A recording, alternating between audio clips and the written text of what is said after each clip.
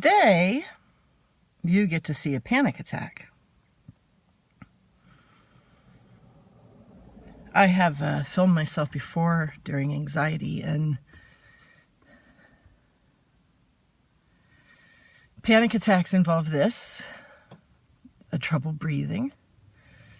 So you will have a shortness of breath when you get upset, and you will feel an enormous weight on your chest. Some people get hot. Some people have vision changes. Let's get this out of the way. That was a great scene. It definitely gets me in my chest. I then cry. It is a weight that gets on you that affects everything. Then the hot, like, oh, you start to sweat.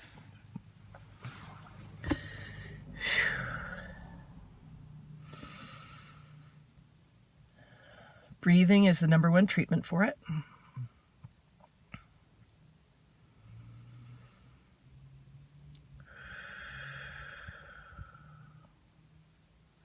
So you're probably not having a panic attack yourself as you watch this, but hopefully this can help you know what I do and what you can do when one arises. I know where this is coming from. I have been overworking, and bipolar doesn't like that. I also, as some of you know, have a brain injury from a biking accident, and this greatly increased my anxiety. And the good news is that I'm right now on my way to a craniosacral therapist, and whom I just love, and she will help me. So I have to remember to breathe and get my balance of oxygen and carbon dioxide equal. Lots of yawning. Yawning is very good, and breaths in and out. I just want you to know that it doesn't matter how professional you are, or how smart you are, or even how well you manage your illnesses. When you have anxiety and panic attacks, they're going to show up when you are in any kind of stressful situation. So this is certainly one of the symptoms that has a very obvious trigger. So panic attacks almost always are coming in a situation. So you can deal with the situation. For me, it's hard because it involves work and money, and that's just my life. And so how do you deal with panic attacks from wanting to work? That's hard. Learning to live with them, that's what I do. I've had them all my life. They're much worse after my bike accident in 2012, but I've always had them. I remember before I was diagnosed with bipolar disorder, going to the hospital thinking I'd had a heart attack, because you can get air pains in your ribs and it feels just like what people describe as a heart attack. So if I just keep thinking and calming, or thinking positive thoughts, calming myself down, reminding myself there's a good breath, that this is anxiety, I can get through it. I have found when whatever I'm doing is serious enough to cause a panic attack, it means that even if I try to go do it a little bit, it'll bring this up again. So I have to go get some kind of treatment. By far, exercise, that's definitely what you want to do. If you feel one coming on at work, or you're just having one, literally go take a walk where you have to breathe. It makes an enormous difference. Otherwise, just practice the arms back, shoulders back.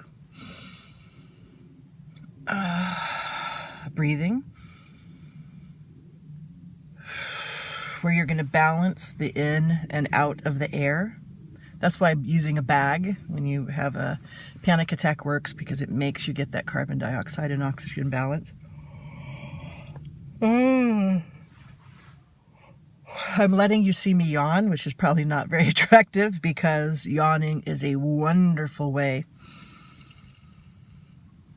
to deal with a panic attack. So what is a panic attack? Well, it's obviously a chemical reaction in your body that tells you that there's danger or that something wrong is happening, because you react with a fight or flight kind of response. You react with a, oh my gosh, something bad is happening. What am I going to do? And the reality is nothing has happened at all. Almost always panic attacks come when you are sort of, let's say, driving or are sitting in front of your computer trying to work.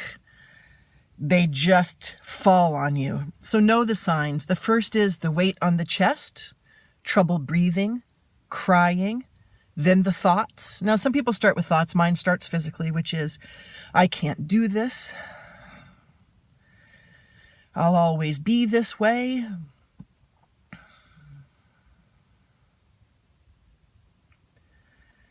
This is too hard. Why do I even try to work? And I know the answer. It's because I love work. And I can't let this get me down. It slows me down, but it's not going to get me down. So, as you have trouble with anxiety, breathe. Remind yourself that if you have bipolar disorder, a head injury, or an anxiety disorder, this is normal. We get these symptoms. If we didn't have these symptoms, we wouldn't have illnesses. I try to remind myself of this.